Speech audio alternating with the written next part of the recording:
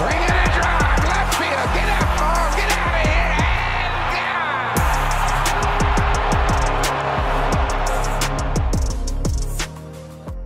and Ladies and gentlemen, welcome back to the Flight Deck, another episode of the Flight Deck podcast. If you can't tell again, I'm doing another solo one. These ones they're becoming a little more frequent, but that's life. We make it work, and we always got to give you guys some content for the week, and so that's what I'm here to do. Talking about the Toronto Blue Jays, who are, despite how we may feel about how they've been in the last week or so, the best team in the American League. That's just how it goes some days, which is a hilarious bit. But yeah, I'm gonna obviously hit you with the series that happened because we had a pretty big debut. Obviously, we had some Bieber fever, and oh boy, did Shane Bieber not disappoint. So yeah, we finally saw him on the mound.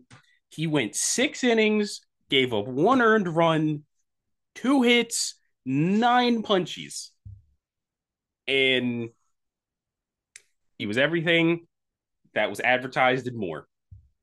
So that we would get him. And he is the only pitcher in Blue Jays history to have 9 strikeouts and 0 walks in their debut for the Blue Jays. Shane Bieber, good job. Making history. Bieber fever, baby. And it was great that the Jays offense gave him runs in the first inning. Dalton Varsho double and a Ty France 2-run single. Shout out to Ty France. I'm loving Ty France on this team, and I don't care what people say. Yeah, the only damage that was given up by Shane Bieber was a Javier Sanoja bomb, but Javier Sanoja was just kind of everywhere in this series, as you will get into eventually. He was everywhere. Dalton Varsho again hit another home run casually again because it's Dalton Varsho. And then yeah, it was ended up being a 5-2 win. Good way to start, and they did it without Vladdy, who was still missing time because of the hamstring injury that he got in Pittsburgh at that point, obviously. And then game 2 was just a cluster of weird randomness that happened. Obviously, no Vladdy again. We had a good Jose Barrios start. A great start for Jose Barrios. He went 6 to the third, 2 earned runs, 4 hits, 8 Ks. That's everything you want out of Jose Barrios. And a lot of people have been on his back about not being in the playoff rotation, myself included. But he delivered, and so I'm happy with that. But George Springer gets started with a single. Jays end up going up 4-0 because Kirk doubles. Miles Straw gets a pinch hit, bases loaded walk, and then George Springer hits a home run because this 35-year-old man is having a career year, which is insane. He's having a career year, and it's his 10th year in the league, and he's 35 years old. It makes no sense. But yeah, the Marlins would rally back. Got a couple runs off of Louis Varland, who hasn't been the greatest since he come over. Yeah, it is what it is. You got him for 5 more years, so it's not like I'm not overly worried about it, but it's obviously something to look at because this bullpen has been not particularly great in the month of August. But yeah, this was also the game where Bo had the great relay. This was really the Bo Bichette game, the Bo Bichette relay. And then Javier Sanoja once again steps up and ties the game in 4-4 off of Jeff Hoffman in the ninth. And yeah, it was another blown save for Hoffman. Not great on the part of Jeff Hoffman, but it is what it is. And then it was just back and forth in the 10th and the 11th inning, and in the 12th even. Because everybody scored a run until the bottom of the 12th, where Bo Bichette did the most heads up thing ever. Also, under some, you got to throw it back, picking Otto Lopez on a ground ball to short. You also have to shout out Andres Jimenez for being at second so we could tag him. And it's also funny, even more funny, because Anthony Volpe tried to do this like the day before, and it didn't go as planned at all. So it was beautiful. Always love to rub it in the Yankees' faces. But According to Opta Stats, that game, the Blue Jays are the only team in MLB history to blow a lead in the ninth, 10th, and 11th inning, but still win the game. Now, it is hilarious, but it's also kind of like they gave up the ghost runner. So it's something to look at, but it's just funny to me. And then yeah, so they win 7-6 in that one. Bo ends up getting the winning single. Brendan Little had to be used in that game, and it was fifth time in a week, which, geez, man, which is insane. And then game three was Kevin Gausman against Yuri Perez. Yuri Perez is absolutely filthy, so we knew it was going to be a tough one going into it. They ended up losing 5-3, but Dalton Varsho hit another home run in that game, which is insane. Kevin Gausman did go 6 innings, gave up 4 runs. Uh, it was capped by a Jacob Marcy 3-run triple. So that was not the most ideal. And in this game, I didn't really mention it quickly, but small thing happened. Paxton Schultz came up. Mason Fluharty went to AAA, got sent down. And then the next day, which was the start of the Twin Series at home, Justin Brule gets called up and Paxton Schultz went to AAA. So there was a lot of moving pieces in the taxi squad. And this is what happens when you have a lot of relievers that have options, which is a good thing to have, really. Unlike we've had in the last couple of years, especially in like 22 and 23. Those are really many movable pieces there.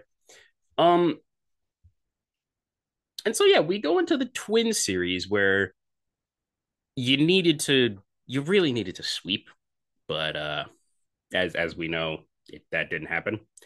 But game one, it was Max Scherzer against Joe Ryan. Joe Ryan, the Blue Jays pumped Joe Ryan for 5 runs in the first 2 innings of the game, which was fantastic. Also, Vladdy was back in the lineup for the first time, pumped him for 5 runs.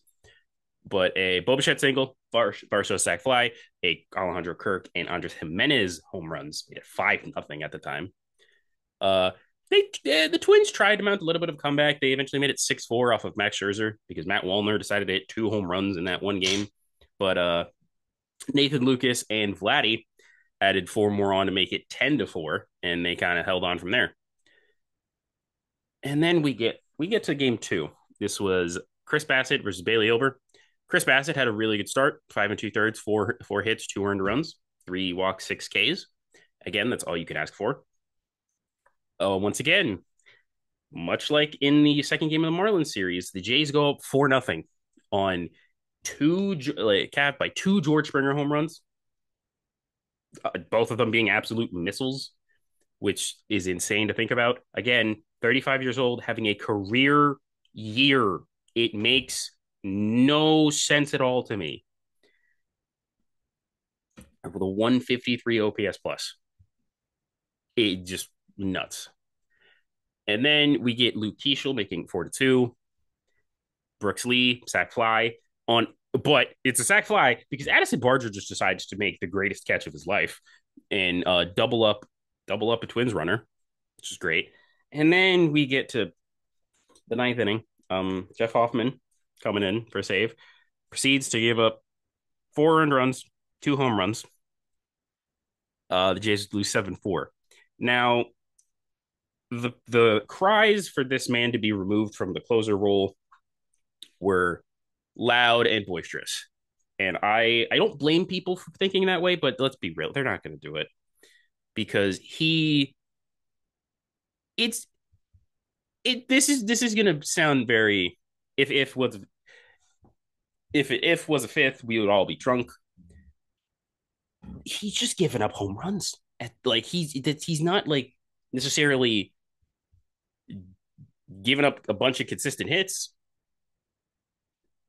He's just giving up home runs. He's given up 12 home runs, which is the most by any closer in baseball, I want to say. For reference, Chad Green, remember him before he got DFA'd? He gave up 14. So, yeah. But also in less time than Jeff Hoffman. Significantly less time, which is even funnier. But, yeah. Jays lose that game. Jeff Hoffman, the entire bullpen, it's not been a great month. But we can bring it back for a second here. The Chris Black stat of the week returns for, I say of the week, but it's really going to be of the month because I don't know the next time I'm going to use this. Uh, the Jays, after that game, had 5 blown saves in the month of August. That is very high, but as Chris Black points out, the Yankees have 6, the Brewers have 6, the Dodgers have 5, the Cubs have 4, and the Tigers have 4. The more glaring issue for this bullpen is the walk rate this month.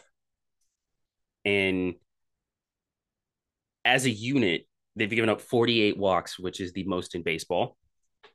And we could just go down the list. The biggest ones are Jeff Hoffman, prior to this month, had a 6% walk rate. And in the month of August, his is at 18.6. Yariel Rodriguez, his walk rate was an 8.5 in prior. And in August, it's an 18% as well. Brendan Little, it was a 14% prior, but now it's almost bordering 20%. Louis Varlin was a 6.6. Now it's an 11. So the walk rate has doubled.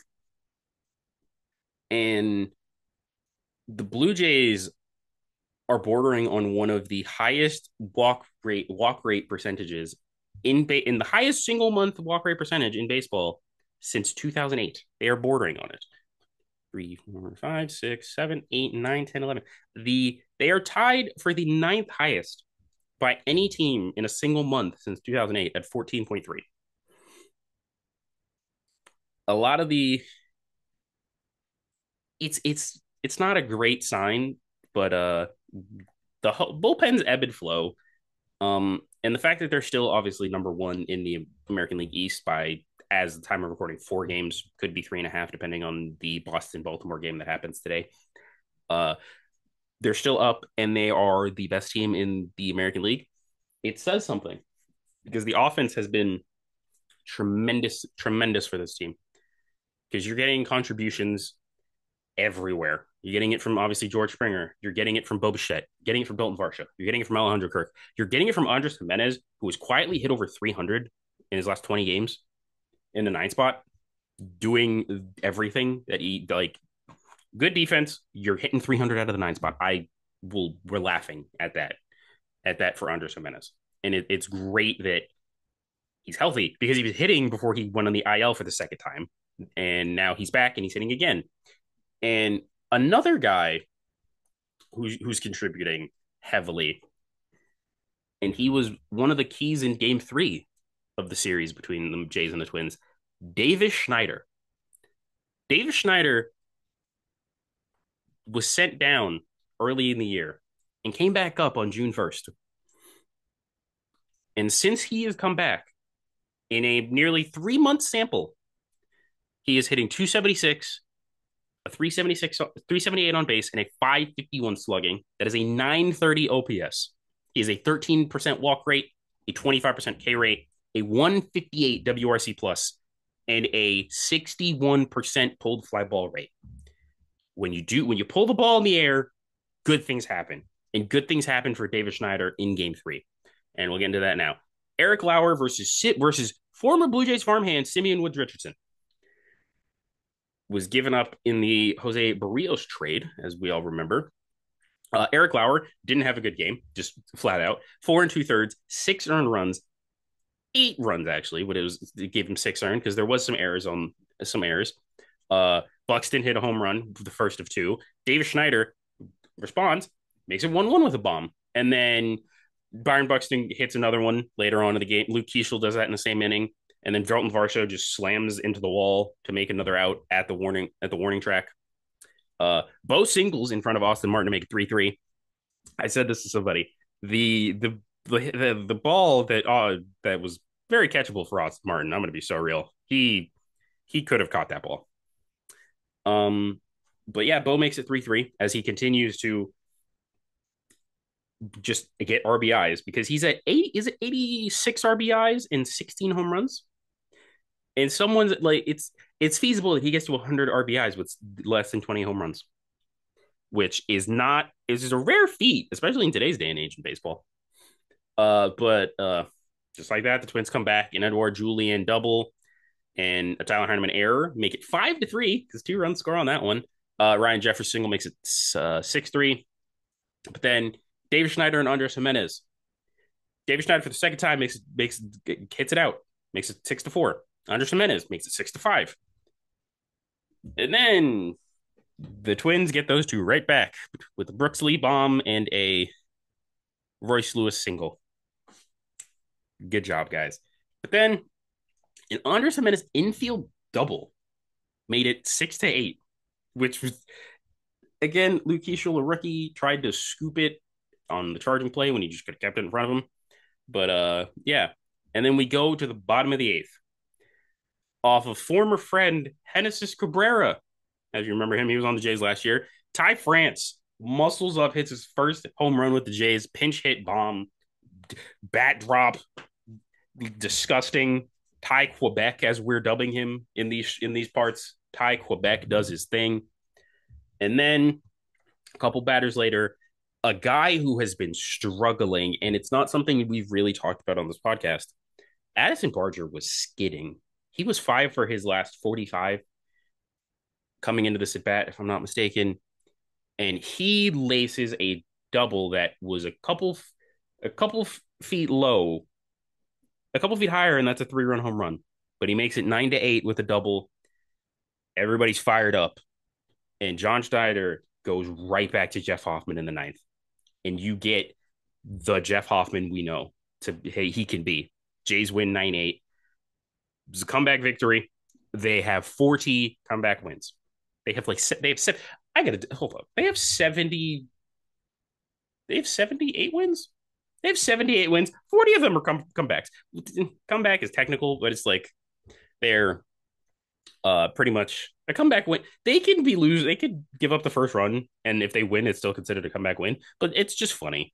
And with that, the Blue Jays moved to 44-22 at the Rogers Center, which home field advantage. Take advantage of your home field. They're 500 on the road. That's all you could really like. If you're obviously you could ask for them to be better above 500 on the road, but most teams in baseball are around 500 on the road, unless you're the Milwaukee Brewers, who's 10 games over 500 on the road. But yeah, if you could be around 500 on the road and take care of home field advantage, you could be one of the best teams in the American League, which the Jays currently are by half a game. So I'm counting it. But yeah, that was the 2 series. So they go in to the Milwaukee series with the way that the rotation is set up. It is Shane Bieber, Kevin Gausman, and Max Scherzer. They're doing a bit of a 6-man rotation, obviously, because Eric Lauer is still there and he started game 3. They have set it up to where you will get Bieber, Gausman, and Scherzer against the Brewers, and then in a series next week against the Yankees, which is very important. And you'll get Barrios, Bassett, and Lauer in the Cincinnati Reds series that's coming up. But yeah. And we obviously get September call-ups. So we could expect Joey Loperfido to be back. Maybe Joey Loperfido is probably the position player coming back up. And then pitcher-wise, you probably get a Braden Fisher, if at all. And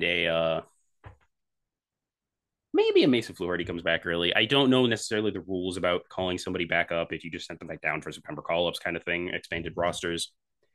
But yeah. And down on the farm, we do have a couple of things here. We have some updates. Ernie Clement, I did not mention, in one of the games in the Twin Series, suffered a hairline fracture in his hand.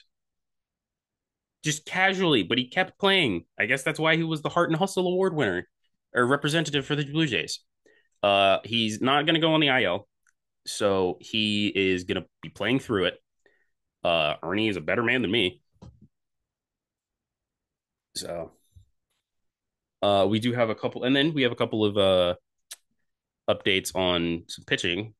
Alek Manoah, as of note, had his best start in AAA since getting there to rehab. Went 5 1/3, gave up 6 hits, no earned runs. Give up 3 earned runs, but no earned. 3 runs, but no earned. 2 walks, 5 Ks. He sat 91.6, but did touch 94. Limited hard contact with an average exit velocity of 86. And whiff rates are around the same as his 2022 season. So, hey, I don't, we've talked about this on the podcast. I don't expect Alek Manoah to be back with the Jays this season. It just doesn't make sense. And I just don't think it's a great fit for them this year. But next season, I definitely expect him to be back in some way, shape, or form. So, and then we also have Trey Savage, who wrapped up his third start at AAA. He went 4 2/3, gave up 1 run, 2 hits, 5 Ks, and 2 walks, 83 pitches, 51 strikes.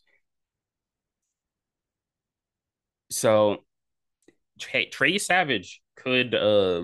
There's a small world where he comes up, and like PIC saw some people saying, "Don't waste the bullets in AAA," but again, it's a matter of what you think Trey will do and be.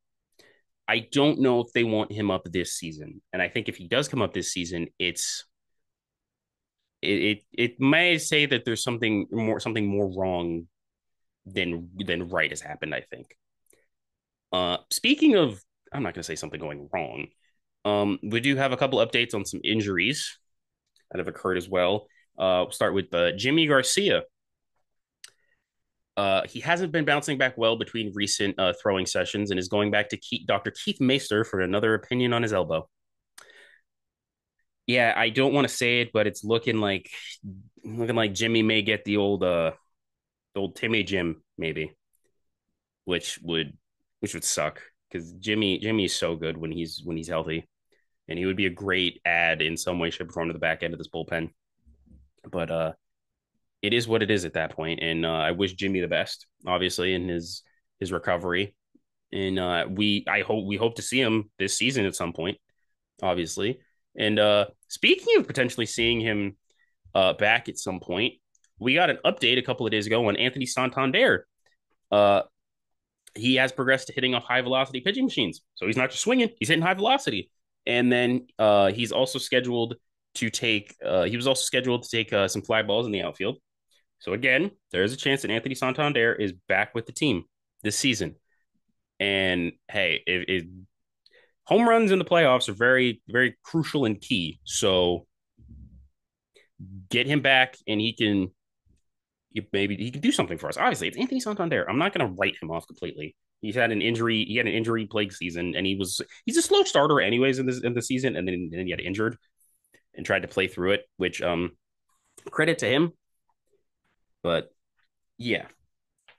And I think that is all I have for the Blue Jays. If I do remember something, I will definitely say it like I did the last time I recorded by myself, and Buck Martinez just casually was omitted until the very end of the show, which I apologize for. But yeah. So the first thing I do want to mention is that Orioles top prospect, they finally paid a top prospect early. Samuel Basallo gets his extension with the Baltimore Orioles. It is an 8-year, $64 million deal. And Basallo, catcher slash first base. And so a lot of people, including Bob Nightingale, were reporting that Adley Rutschman might be on the trade block. But, apologies. It's a $67 million deal for Basallo over 8 years. It begins next season, and it can max out to $88.5 million and is the largest pre-arbitration extension for a catcher. So, yeah, as I was saying, a lot of the reports are that Adley Rutschman could be on the trading block. This is obviously according to Bob Nightingale. So it's not it's not out of the realm of possibility that they at least listen on Adley, but the gap between what the Orioles are going to want and what teams are going to be willing to give up, I think, is just too high. And Samuel Basallo is probably going to end up playing a lot of first base, a lot of DH next season with Adley and catching some games. But yeah, good for him. Another thing is the Baseball Writers Association of America will now be giving out starting next season the AL and NL Reliever of the Year awards. Now, you may have heard of a Reliever of the Year award before. That obviously we've had it for the past couple of years, but it's not been a official Baseball Writers Association of America. It will be voted on how the MVP is voted on. So Yeah, I think if it was this year, you could easily make an argument for Aroldis Chapman to win it in the American League. He's been absolutely disgusting over the last few months. Not a great dude, but filthy reliever. And then in the National League, you can make the argument for Edwin Diaz even getting it because he's been filthy this year as well. But yeah, we have him another award. And and then in other news, the MLB is bringing back the Field of Dreams game in 2026, and it'll be the Minnesota Twins and the Philadelphia Phillies. Now, there's no point. I hate the Field of Dreams game. I don't hate it. It's just you did it once with the Yankees and the White Sox. It was everything it was supposed to be. You had the magic of the Tim Anderson walk off. You had the opening with Kevin Costner. You had the Griffeys playing catch. You had all of that, and you can't recapture that. And you tried to the next season with the Reds and the Cubs, which makes sense geographically, I guess, for the area, but there was nothing there, and you let it be for a couple of years, and now you bring the Twins and the Phillies. It's I don't know how to feel about that. It's again got to recapture the magic somehow. But it is what it is. And in funnier news, Wilson Contreras got suspended for 6 games for getting ejected, arguing a balls and strikes call against him in the game against the Pirates and the Cardinals. And he got so mad at this umpire, he launched a bat that hit his own coach and launched a bunch of high chew onto the field. And so he got 6 games. Now, what no one should tell Wilson and say it to his face is the ball was clearly a strike at the bottom of the zone. So yeah, Wilson, maybe don't do that. Maybe don't. Yeah. Lastly, actually, no. I'm gonna shout out somebody because for those probably haven't been paying attention, there was a streak that was going on in baseball by a pitcher. Now, this pitcher happened to be on a West Coast team. He happened to be on the Seattle Mariners. It was also my Cy Young pick. Now, I don't feel he's obviously probably not going to win. He's probably not going to win the Cy Young. He'll get votes, but I do feel vindicated slightly. Brian Wu, great name. Now, obviously, Brian Wu, one of the better pitchers in the American League, one of the better pitchers in baseball. He was pulled in his most recent start with 2 outs in the 5th inning. And you might be saying, okay, that's fine. I don't see the problem there. The problem is that ended Brian Wu's streak of 25 starts going 6 innings. And that is just insane. So I just want to give a quick shout out to Brian Wu. Streak ended at 25 games with at least going 6 innings, which phenomenal. And he also comes out to woo to meet the woo by Pop Smoke. It's beautiful. All right. Lastly, we're gonna go over a couple of injuries. There's four. Three of them are season enders. So Zach Wheeler. We talked about it last week, but Zach Wheeler was gonna be done for he had blood clots in his shoulder.